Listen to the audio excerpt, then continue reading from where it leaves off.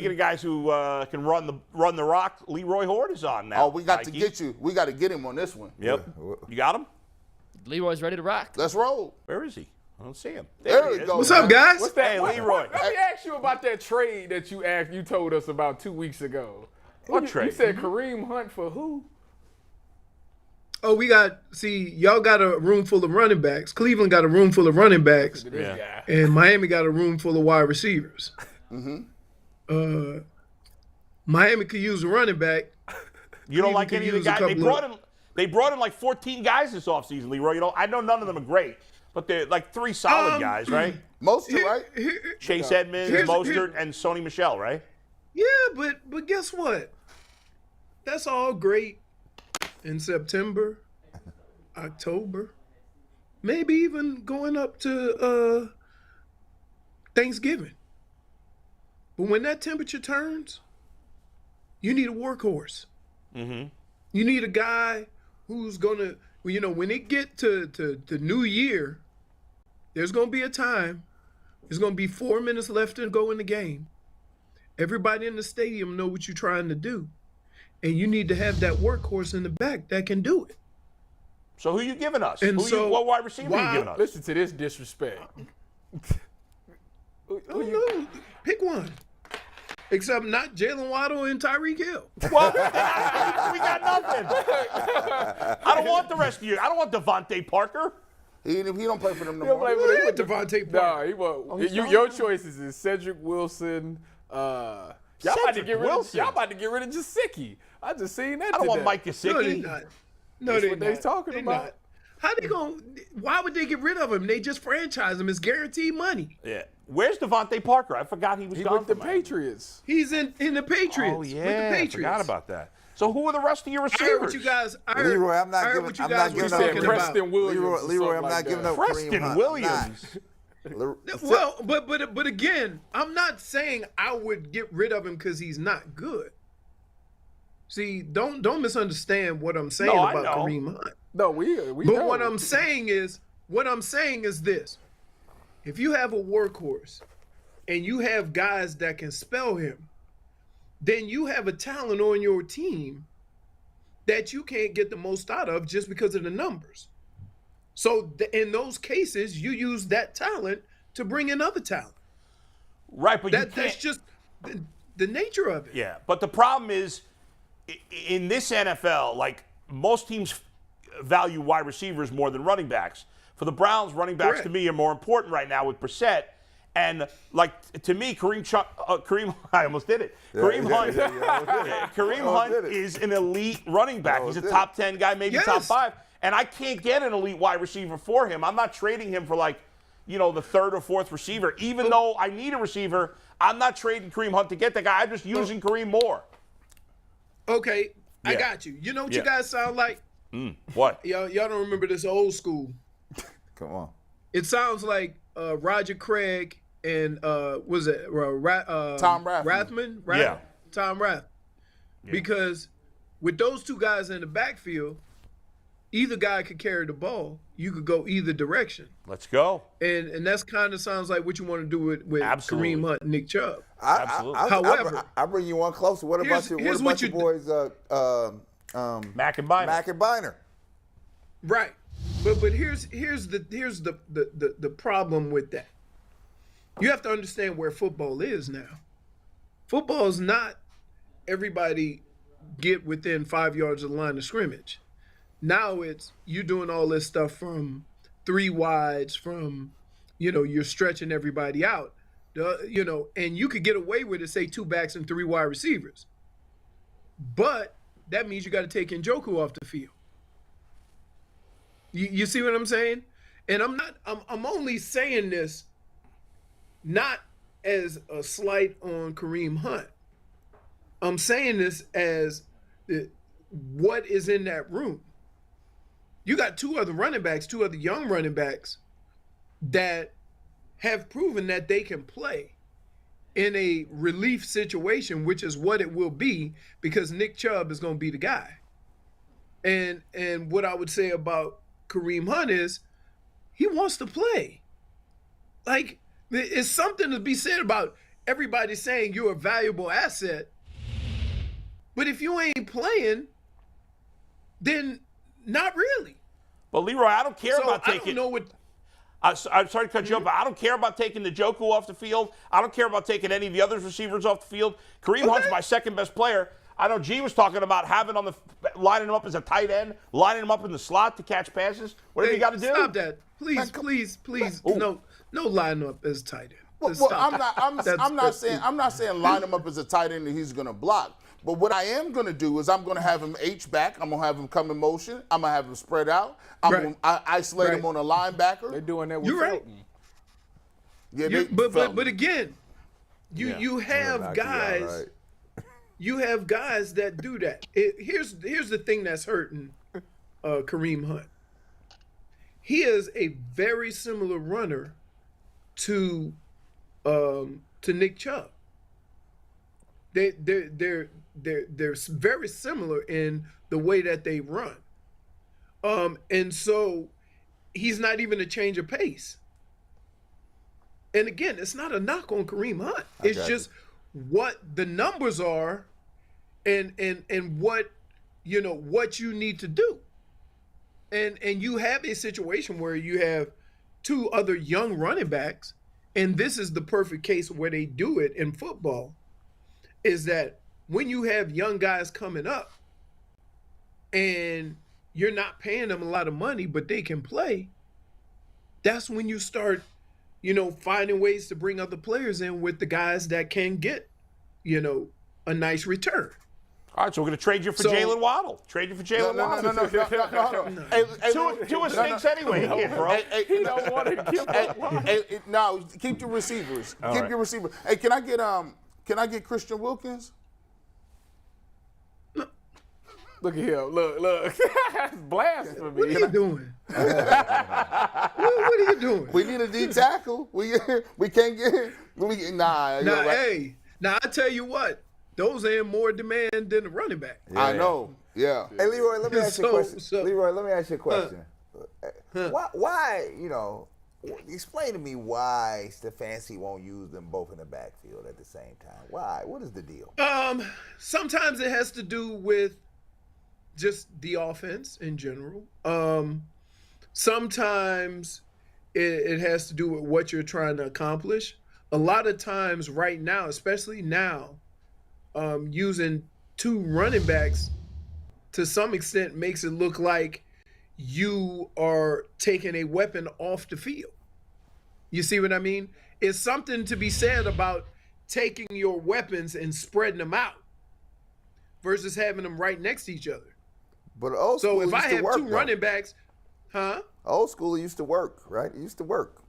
Sure, but the football's changed. Yeah, but sometimes like, sometimes you can revert back. Wait. I'll say this: you can revert back in sport. Look what the Cavaliers just did, Leroy. Cavaliers went back to 3 7-footers across the front line. That was from the 80s and 90s. That's what that was, right? And guess what happened when they did that? The league could not adjust to it. They're like, hey, I ain't never seen this before. I'm like, well, you ain't old enough to see it because that's all they used to do, right? I said I was one of the first ones to be a part of that. Basketball is different. I'm just talking about philosophy. Right, but it's still it's 3 or 5 guys, right? You can create a mismatch having a 7-footer out there and having a 6'4", 6'5" guy on. Yeah. You can create that mismatch. When you're doing it with running backs, think of it this way: the more people you bring to the party, the more people they bring to the party, right? Back to box. So the more people you put in the box, the more people they put in the box. And football's kind of gotten away from that, in that we want to do the same things, but we want to stretch out a little bit. We want to make it more definitive for our quarterback as far as what's going on. Now, there can be some packages where you put them both in, run one out in motion, see what's happening, see who's going out to guard them if there's zone, and then make the adjustments there. Sure, there's packages you could have with them, but for the most part, as a running back, to be able to run the ball in both directions because you got 2 quality backs, that kind of system is gone. Yeah. Right? You would rather take one of those running backs out, put a wide receiver out there, stretch him out, and make the offense more definitive for your quarterback, because everybody can count to 7 or 8. Right. Everybody can count to 6 or 7. And so if you got to check with me, 1, 2, 3, 4, 5, 6, we run it. Right? But what I would say, Leroy, if they bring in those other guys in there, now you got to throw it. But what I would say is Nick Chubb has done a ton of running with 8 guys in the box because Baker hasn't, especially last year, he couldn't throw the ball at all, right? And he's great. Nobody breaks tackles better than Nick Chubb. So that's it. And number 2, as you said, defenses are not built anymore to play 8 men in the box. So we don't, when you played, the linebackers were 260, 270. They were huge linebackers. We don't have those guys anymore. There's still a lot of variables to it, though. Like, it's, but you ain't accounting for like a D lineman beating the offensive lineman and getting the TFL. Like, that's part of it. Sure, but that could happen whether there's 6 men in the box, 7 men. That's what I'm saying. But that's the thing deal. that's got to account for it. Here's the deal. You want to try to make the numbers advantageous to you. Sure. And that's why, from a defensive perspective, that's why you send a guy in motion. Why? You want it to be definitive. Is it man or zone? That's why you shift. You want to see what the defense is doing. Okay? If you line up 2 guys in the backfield, the only thing that you can tell is whether that linebacker is going to widen out or not. It may not be as definitive. You have 2 quality running backs, and I do believe you can do some things with both of them, right? And you can still, what I would say, get a guy out of the box by sending one of them in motion. But they're going to have to, then it becomes a pass play. Then they're going to have to beat, a linebacker, which I think they can. They've proven they can do it. It's just a matter of how you want to attack a defense. And some weeks, that might be the way to go. I mean, Tybus was saying Wildcat. All right, Wildcat's great. That's cool, But that'll get you about 1 game, or it'll get you about a couple of situations. We only need 10 more to go.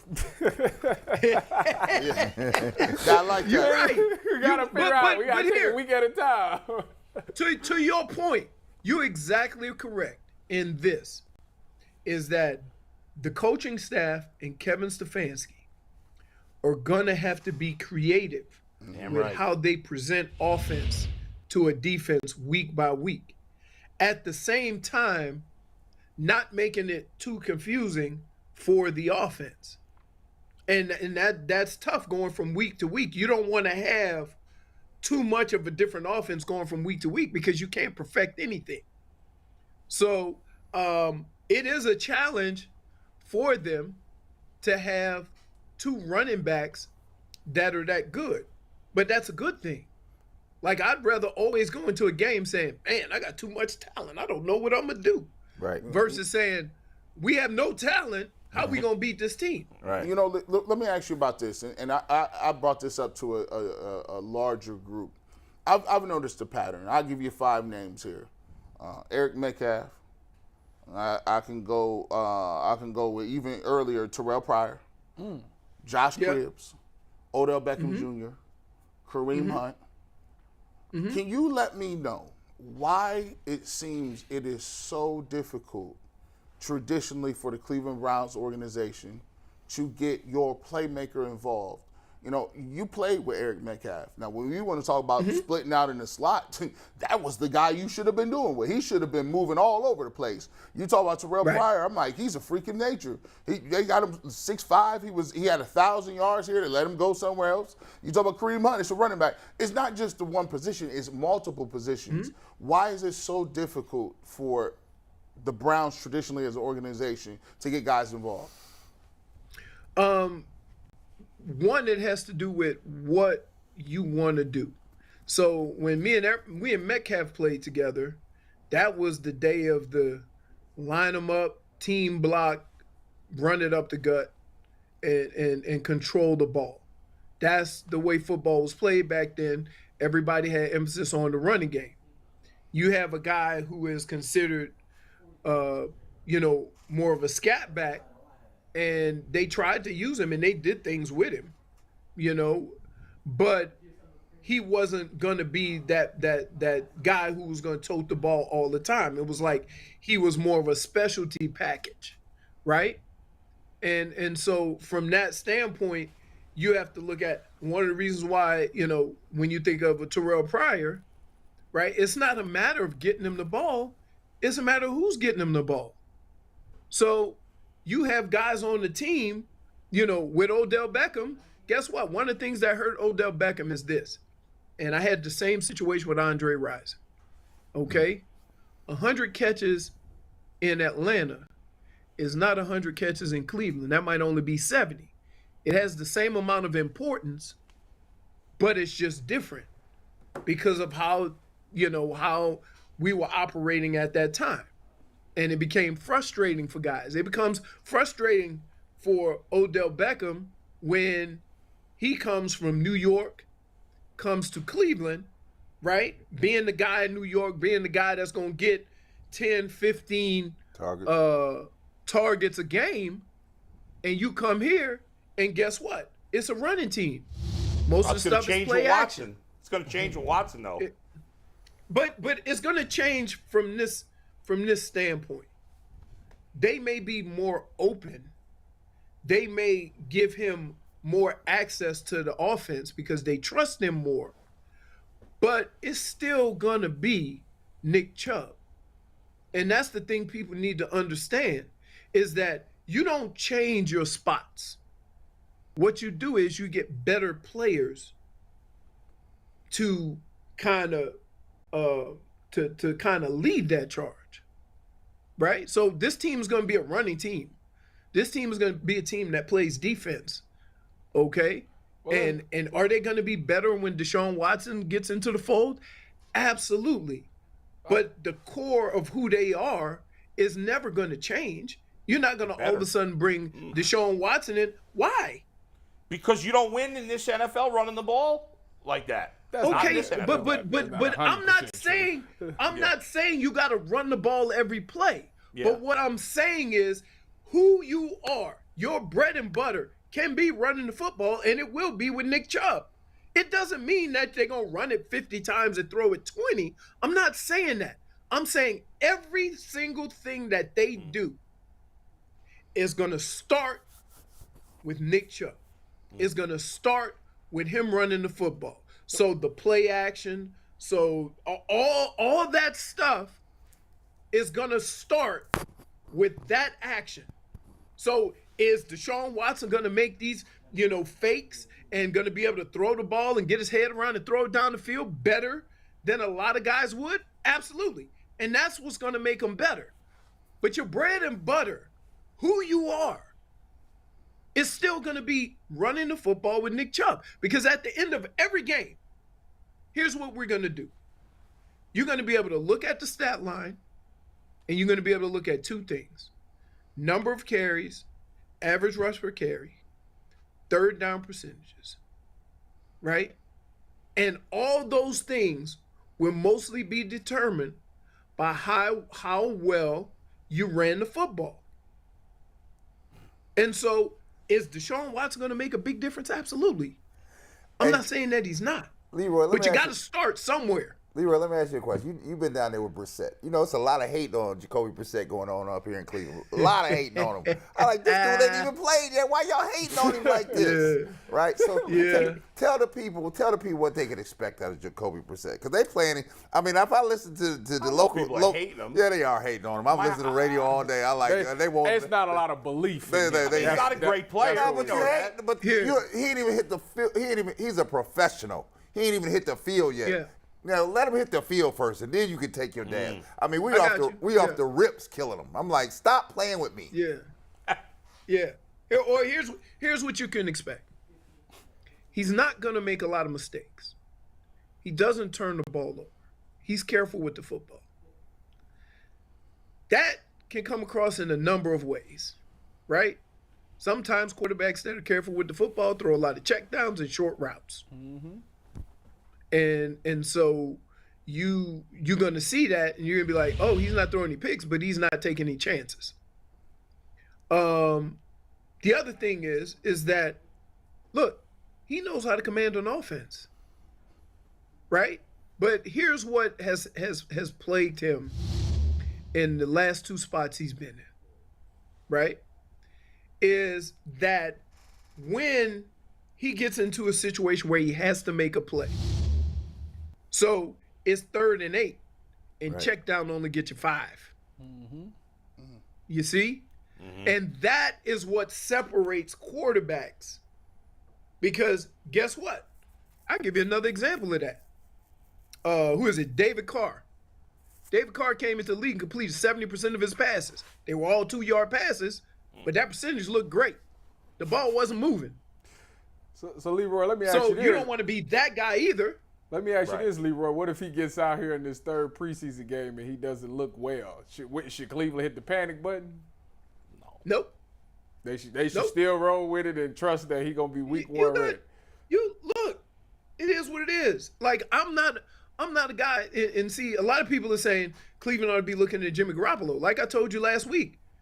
Anybody see Jimmy Garoppolo play football? Because I haven't. So I don't know what he looked like. I don't know what he looked like. They trying to get the young guy ready. He just standing on the sideline, just had shoulder surgery. You know he's injury prone. Yeah. You want to roll the dice on that?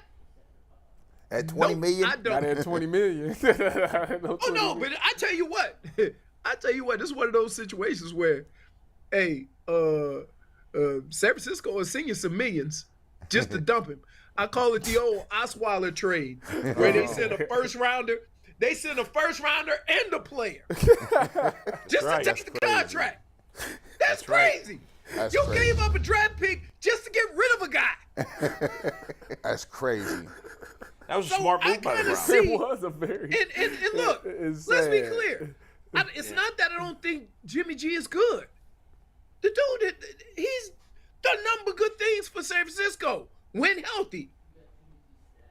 But if the team you play for move on, don't you raise an eyebrow? Like, That's what I said, Leroy. Right. I think we should bring back Todd Philcox. What do you say, Leroy? Little Todd Philcox action? Hey, I remember my rookie year, right? Yeah. Bud Carson was the coach. And I was kind of like, I wasn't in my element yet. I just wanted to play football. It was chaos. We won our first game and ended up 3-13. So, and I lost more games my rookie year than I lost in high school and college put together. I understand. So it was culture shock. But I remember one game, BK, I mean, bless his heart, man, he got destroyed my rookie year. He had more sacks. I'd never seen a guy, and he's not fleet of foot. He just standing there, just getting the toe up. That's an understatement. Getting toe up. Yeah. So we felt so bad for BK. But the fans, the fans at times don't have no soul. So they start yelling. They start yelling Pagel. Pagel. Pagel. Pagel. And so It's a fickle business, Leroy. Bud Carson put Mike Pagel in the game. They killed him. His first pass was a pick 6. And you know what them fans did? Bernie! Bernie!